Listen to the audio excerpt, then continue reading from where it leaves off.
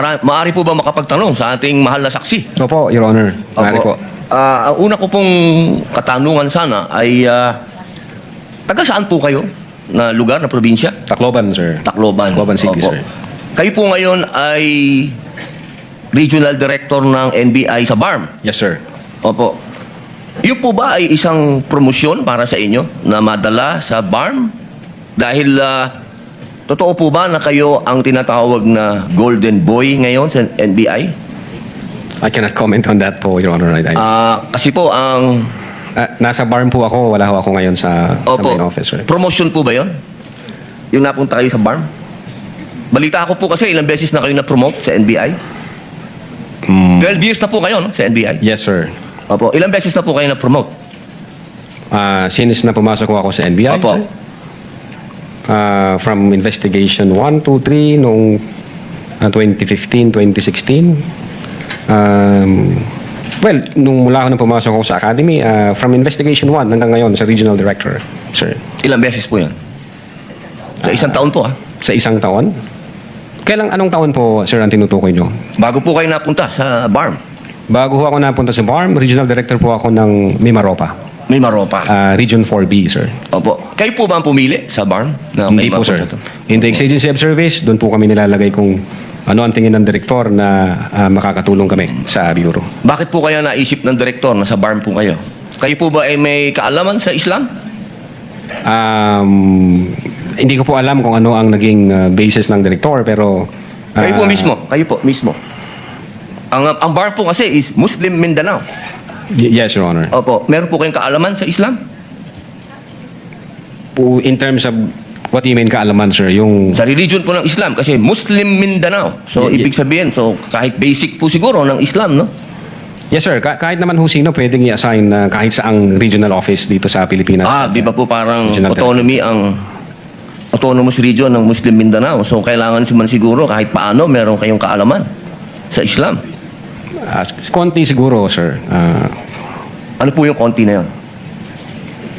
Well, isa po akong Kristiyano at hindi ko ho malalaman yung kabuuan ng... Siguro po dapat meron kayong basic din na knowledge ng Islam, ano? So, pangalawang tanong po, okay na po yun. Pangalawang tanong po, meron po ba kayong, sa tagal nyo po, sa NBI, 12 years, meron po ba kayong na-encounter na kaso ninyo sa NBI? Kayo po mismo na-filean ng kaso? Your Honor, normal ho sa mga NBI agents na makakasuhan, in fact, maging sa sinumang law enforcement agency, that's the price we pay for doing our job and for protecting the country. As a matter of fact, in the NBI, Your Honor, we avoid the noise. We just finish the job. So, ano po yan? Yes? Yes po yan? Yung sagot nyo? Yes? Normal ho yan yun sa amin. So, yes po? Attorney Loto, kindly answer the question. Yes, sir. Oh, yes. Ano pong, pwede po bang malaman kung ano pong mga naikaso sa inyo? Well, wala ho pa akong natanggap na official case galing sa ombudsman, pero may nakita na ho akong complaint na binigay sa akin from NBI. Hindi ko na humaalala yung sa case na yan. Pero nung chinek po namin yung case na yan, Your Honor, sabi ko doon sa mga kasama ko, tingnan nyo nga yung validity at authenticity ng case na. Pinuntahan ho namin yung nagnotaryo, at So, yung meron Makati po, ano? Court yun. Yung Makati Court, nag-issue ho ng certification na fake yung notary dyan sa reklamo na yan. So, sabi ko, huwag nyo nang pansinin, marami tayong trabaho. Kung fake yung notaryo na yan, mere scrap of paper yan. Huwag na nating pansinin. Although, nag-aantay po ako, Your Honor, na mag-notify sa akin ng OMB kasi sasagutin po namin na ito ho ang nakaalap namin, may dalawang Chinese na nagreklamo. Chinek ho namin doon sa BI, yung dalawang Chinese na yan, I think, 9 months lang overstay at pinaghahanap din ng... Ano pong kaso po Bureau of yung Immigration. ipinatong sa inyo? Anong kaso? Hindi ko maalala, Your Honor. Meron ho, may mga kaso ho doon na nakalagay. Pero again, sabi Wala ko po nga, kayong isa kahit maalala na ipinatong sa inyo? not mistaken, arbitrary detention, may ganun ba? May unlawful arrest. Wala ho sa akin ng record kasi nga, sabi ko nga, nung makita namin na fake yung notary, hindi na ho namin binigyan ng pansin, Your Honor. Kasi napakakapal po nitong hawak ko.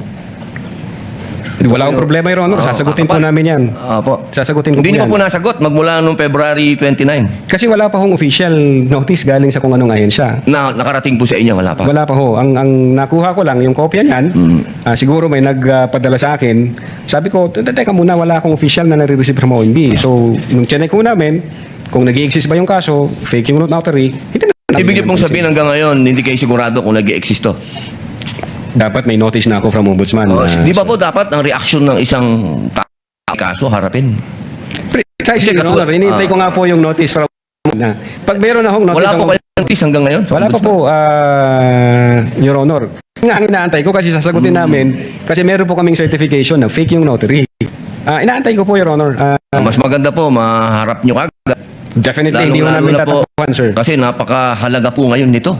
Yes, sir. Oo, ito po ay ang pinag-uusapan natin dito ay napakahalaga. Yes, sir. Opo, at ito pong mga kasong ipinatong sa inyo, perjury, robbery, extortion, theft, mainam po ito As I've said, Your Honor, in the NBI, we avoid the noise. We just finish the job, sir. Opo. Meron po akong tanong, pangatlo. Opo. Kanina po na ang ganda ng lakayan nyo tungkol sa Romanov. Yes, sir. Opo. Alam niyo po ba yung istorya ng Romanov? At ang gaganda po ng mga sagutan ninyo, alam niyo po ba yung historical background ng Romanov? Ang alam ko lang po dyan, Your Honor, yun yung nangyari sa, I think, Tsar, kung hindi ako nagkakamali, sa Russia. Sa Russia. Opo. Sino po ba yung nakalaban ng Tsar?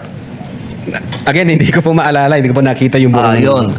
Kasi napakahalaga po malaman ng taong bayan kung sino po ang tinatawag natin na Romanov at sino yung nakalaban nila. Kasi po, katabi ko ang isa sa Marcos family. Yes, sir. Alam naman po natin lahat, batid natin lahat, na si Apo Lakay, Ferdinand Marcos Sr., ang number 1 na lumaban sa komunista dito sa Pilipinas. Batid naman din po natin na ang nag-execute sa Tsar, kay Nicolay at sa kanyang mga anak, sa kanyang pamilya, ay ang komunista. Alam mo po ba niyo? Yes, sir. Opo. Ngayon, sino po ba ang pangalawang pangulo na lumaban sa komunista? Sino po, sir? Ay di si Pangulong Rodrigo Roa Duterte. Hindi ba po dapat isipin natin yung Romanov ay tungkol sa threat na pumapasok sa mga pamilya na mga namumuno dito sa ating bayan na lumalaban sa komunista. Komunista po ako Gusto ko lamang pong alamin ninyo. Yes, sir. Well, and so far as the investigation on the issue of whether or not may Romanov or operation of Romanov, sabi ko po kanina, nasa intelligence service po namin yan. At I think ang makakasagot po niyan, Your Honor, yung director po namin. Opo, kasi nabanggit nyo kanina sa usapan po ninyo, si Baste. Yun po yung... Sinasabi nyo po kasi kanina, sa usapan po ninyo, sa napakagandang usapan, na yung Romanov, hindi na ipapaliwanag kasi kung ano ba yung ugat nun. Napakahalaga po na alam na ang lumab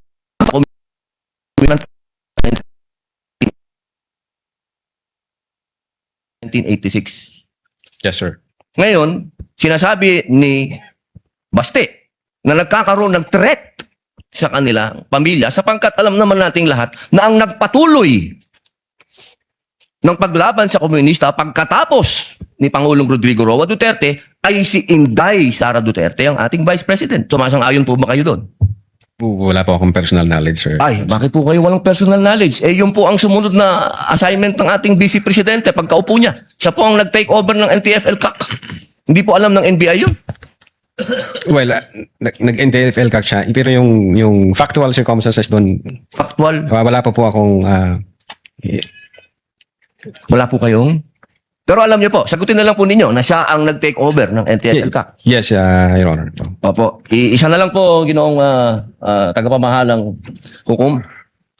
Sabi niyo po kanina, ulitin ko lang po, gusto ko lang pong malaman uli. Inamin niyo po na wala kayong personal knowledge tungkol dun sa threat ng Pangulo. Ng pangalaw, sabi niyo po kanina, wala kayong personal knowledge na kumuha na ng assassin o papatay sa Pangulo, ang pangalawang Pangulo. Narinig ko po kanina. During that time? Yes or no lang po. During that time, ongoing ho ang validation namin, So, sir. ibig niyo pong sabihin ngayon, meron na kayong personal knowledge na meron na kayong... Hindi po, ongoing po ang validation. At sabi ko nga po, ang makakasagot po niyan, yung intelligence service namin at ang director po namin, sir. So hanggang ngayon po, wala pa kayong personal knowledge. In so far as the cybercrime division is concerned back then, ongoing ho. Yes or no po? Ngayon po, sir, mahal naming saksi, ngayon po.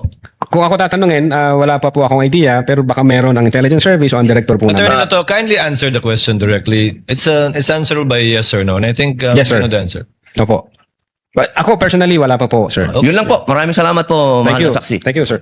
Thank you, Senator Judge Padilla.